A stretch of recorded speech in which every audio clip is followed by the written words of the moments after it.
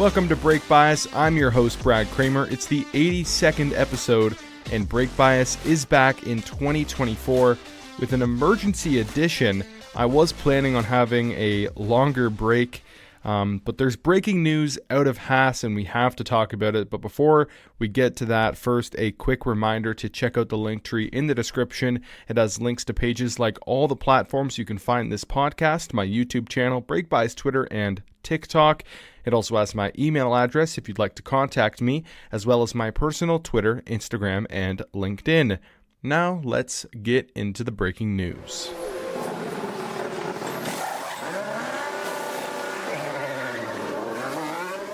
All right, well, before we talk about a certain team principal at Haas, I'm going to quickly address the winter. I hope you guys had a great new year, first of all. I certainly did. It was a bit more of a peaceful Christmas break than I'm usually used to, so that was nice. I did have to work quite a bit, but I did enjoy it. I was able to take some time away from thinking about the podcast. Of course, I do miss Formula One already, as most of us probably do, and you guys can probably agree with. But of course, I left it on a note, perhaps a little bit of an ominous note, that I wasn't sure where the direction of this podcast was going to be in the new year. And of course, I am sticking with the same format, although I've never done an emergency episode, but I'm not making any changes for this episode. So if you're wondering, does this mean that he's not going to be making any changes once, Brake Bias kind of reboots in the new year? Well, it is the new year. It's the same podcast, but I'm going to be taking another break after this episode. Unless more news breaks, there will likely be a new format when I really get back into it full time. So that's that. But I felt it would be disingenuous to say that maybe I would be back with an emergency podcast in the new year or whatever time if some major breaking news broke. And if I didn't do this, I feel like I would have been not genuine with you guys. So Guenther Steiner, of course, no more beating around the bush. He has left Haas effective immediately. And the wording there is important because Haas does not say that he was dismissed. They do not say that Guenther Steiner, made the decision himself to leave. He is gone, and they have appointed Ayao Komatsu. I think it's Ayao Komatsu. I know who it is. I don't actually know the proper pronunciation of his name. He is now the team principal of Haas. Komatsu was the director of engineering that was his latest title. He's had plenty of other roles with Haas. He's been there since the team's debut season, so obviously he is seasoned with the team. The statement from Gene Haas, before I sort of start to insert some of my own opinions on this, Gene Haas says, "I'd like to start by extending my thanks to Guenther Steiner for all his hard work over the past decade, and I wish him well for the future. Moving forward as an organization, it was clear we need to improve our on-track performances. In appointing Ayao Komatsu as team principal, we fundamentally have engineering at the heart of our management." Now, I think hearing that statement, to me, sounds like it wasn't Guenther's decision. We'll get to that. First, my initial thoughts on this, just seeing that Guenther is no longer with Haas, because he kind of is the face of that team. I was shocked, and to be honest, I've never received such major F1 news in this way before. My girlfriend, who doesn't really follow the sport, she knows a little bit just through me, of course. And she just texted me, "My dad gasped." And I was like, what? What is this text message about? And she just said F1 news. And then I was like, oh my God, Amber's telling me about this. So I check, of course, the F1 app, and right at the top is that Guenther Steiner is no longer with the team. So I replied to Amber and was just like, how did you get to this before I did? But yeah, I don't know. I usually have notifications on for the F1 app, and I guess I didn't. I turned them off for some reason, so had to turn those back on. But yeah, I was shocked when I heard that this happened, because to me, I honestly always saw like Haas was sort of Guenther's team, not so much Gene Haas's team, although of course it is Haas. I just thought there was no way. I honestly thought Haas would sell the team before Steiner would ever not be with them. So this is going to be a completely new team, because I felt like they were already kind of suffering with a bit of an identity crisis. You know, trying to be America's team with really no front-facing American staff members, drivers, or what have it. And then also with the whole Uralkali thing, and them being sort of the Russian team, it's been a confusing little stretch. Of course, Rich Energy was a pretty massive failure. Not to mention, it's a chronically, of course, they're underfunded, but I feel like they've also underperformed for the last 4 years now.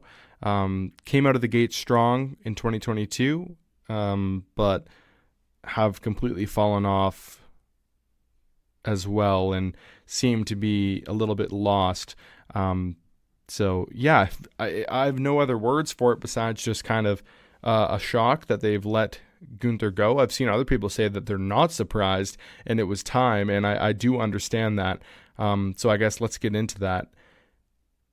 I think this was a dismissal, not Guenther's choice.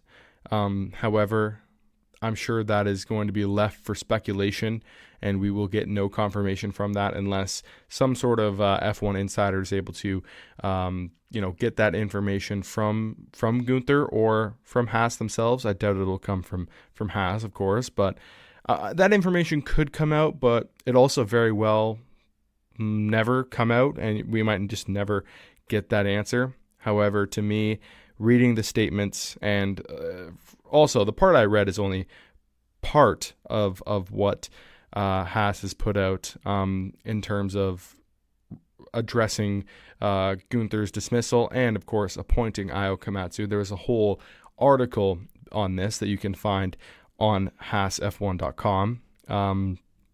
I just felt like that was kind of the most interesting part of it, and I think it's also the most telling as to why I do think this was a bit more of like a push out, maybe not a dismissal. That might be a bit of a harsh word, but was this the right choice then? If it was Gene Haas, having that difficult conversation with Guenther, saying, I think we need to change.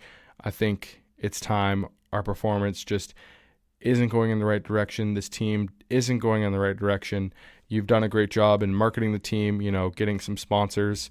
I think he does a great job with the media. Like, if there's any fans of Haas, it's because of Guenther. I'm sure there are a fair few people that are fans of Nico Hülkenberg and fans of Kevin Magnussen. I think as the only drivers from their countries on the grid, they would definitely have a bit of backing from their nations. But after that, I think it's all Guenther Steiner, and with him gone, I think that will impact the team in a negative way in terms of just marketing it. However, they have struggled, no doubt, in the technical department. But this is where I have sort of a confusing takeaway from this move. The more I've thought about it, is if we're now appointing the director of engineering as the team principal, wasn't it kind of on Ayao initially anyway to kind of sort this out? Why does it have to be a change from Guenther Steiner but not a change in the head of engineering? That seems a little bit odd to me, because it's in the statement that we need to improve our on-track performances, and we now have engineering at the heart of our management. I immediately think maybe this should have been an outside hire, someone who maybe understands this rule set a little better, or just someone with some other ideas. So to promote internally is a bit puzzling. However, you can hire other people. It doesn't mean they should be the team principal. Other people can come in and provide those ideas in other roles. It does make sense that Ayao is probably the next most integrated and important. Important's not the right word.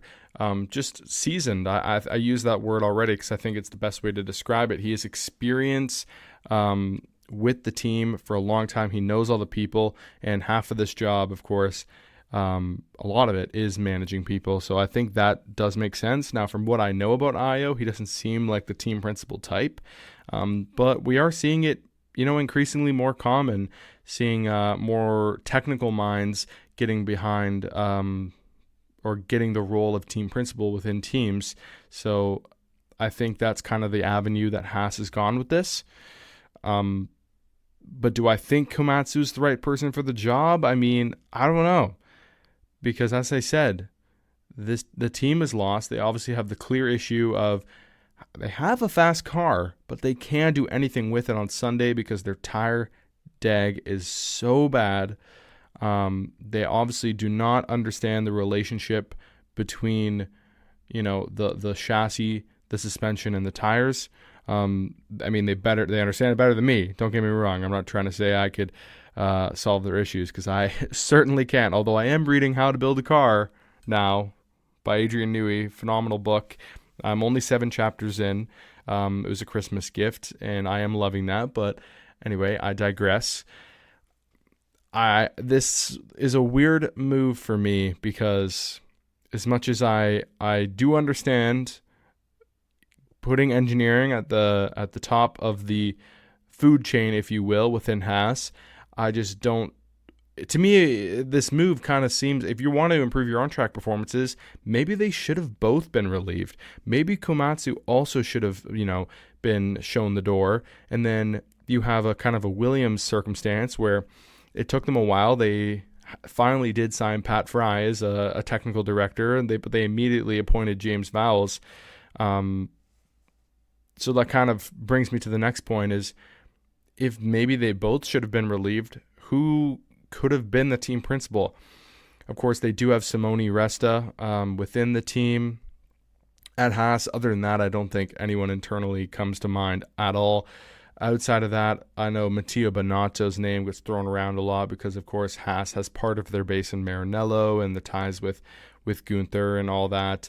Otmar Safnauer is a seasoned team principal. That's my favorite word in 2024, I guess, seasoned.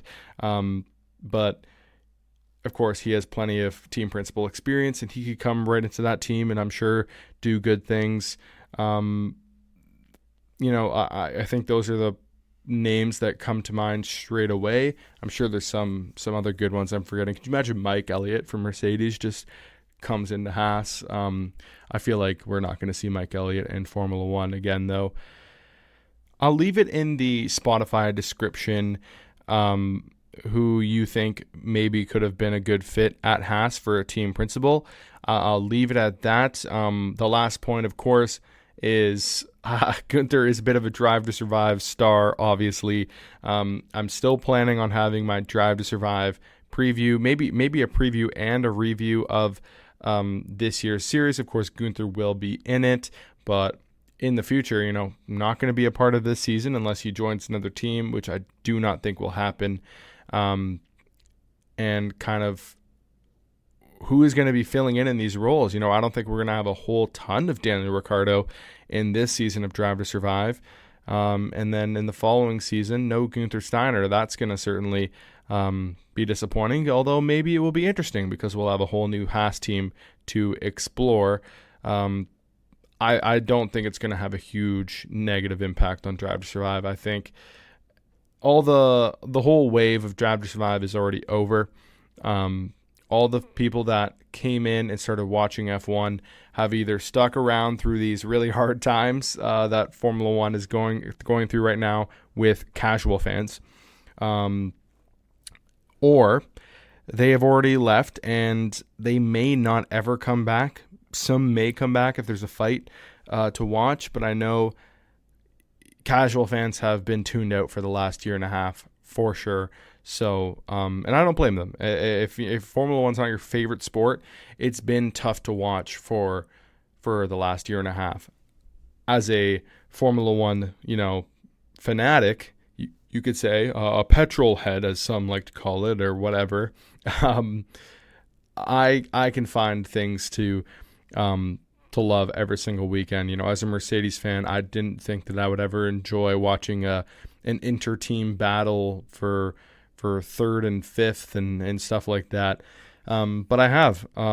I've found things to enjoy along the way, because that's what Formula One fans do. And you tip your cap to Red Bull because they have absolutely dominated the field. But that's pretty much it. All I have on Haas. I don't think they're going to be a better team next year. Of course, they are one of many teams that have basically said, we're going to have a brand new car next year. Ferrari's doing it. Mercedes is doing it. And you know what? How about I just go completely off the rails here and just talk about steak, F1, kick Sauber, or whatever. A lot of people have talked about this because, of course, Formula One news gets a bit stale in the winter sometimes. And with the announcement of this new team name, it was pretty much a discussion topic for every Formula One content creator and news outlets and stuff, because it is just a ridiculous team name.